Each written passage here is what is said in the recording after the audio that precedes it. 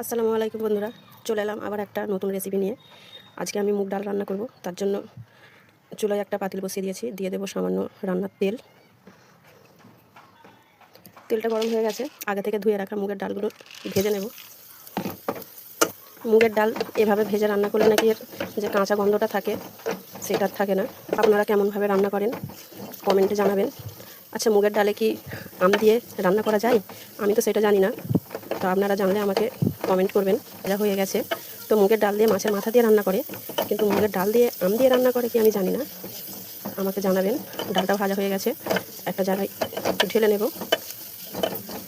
খুব সুন্দর একটা সেন্ট বার হয়েছে। ডালটা ঢেলে চুলায় পাতিলটা বসিয়ে দিয়েছি।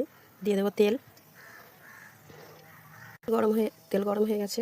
দিয়ে দেবো 5 ফোড়ন। দিয়ে দিচ্ছি শুকনো লঙ্কা। দেবো পেঁয়াজ কুচি। পেঁয়াজ ভাজা হয়ে গেছে। দিয়ে দেবো আদা রসুন বাটা। আমি একসাথে বেটে নিয়েছি। ভালো করে নেড়ে নেব। তো আমার আদা রসুন লাল লাল করে ভাজা হয়ে গেছে। আগে থেকে ভেজে রাখা মুগ ডাল দিয়ে দেব।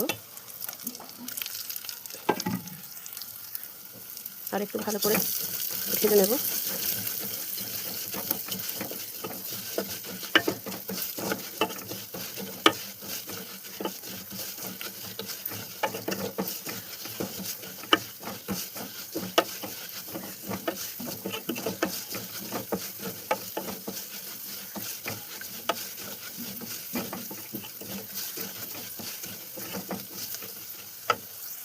ডালটা ভালো করে ভাজা হয়ে গেছে। দিয়ে দেবো হলুদ গুঁড়ো, জিরের গুঁড়ো, দেবো সামান্য পরিমাণে লঙ্কা গুঁড়ো, কেন আমার বাচ্চা আছে, খেতে পারবে না ঝাল হয়ে গেলে।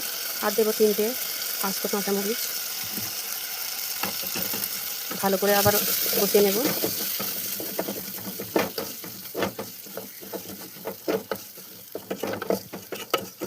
একটু কষিয়ে নেব যাতে হলুদের কাঁচা গন্ধটা চলে যায়।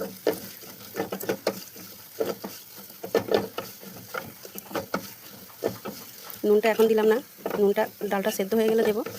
এখন নুন দিলে ডালটা টক করে সেদ্ধ হবে না। তো আমার ভাজা হয়ে গেছে, এখানে আমি পানি দিয়ে দেবো। এবার আমি চাপা দিয়ে দেবো। ডালটা অর্ধেক ফুটে গেছে, মানে অর্ধেক সেদ্ধ হয়ে এসছে। টমেটো দিয়ে দেবো। ডালটা সেদ্ধ হয়ে গেছে, একটু ঘেঁটে নেব। ডাল ঘাঁটা হয়ে গেছে, পানি দিয়ে দেবো।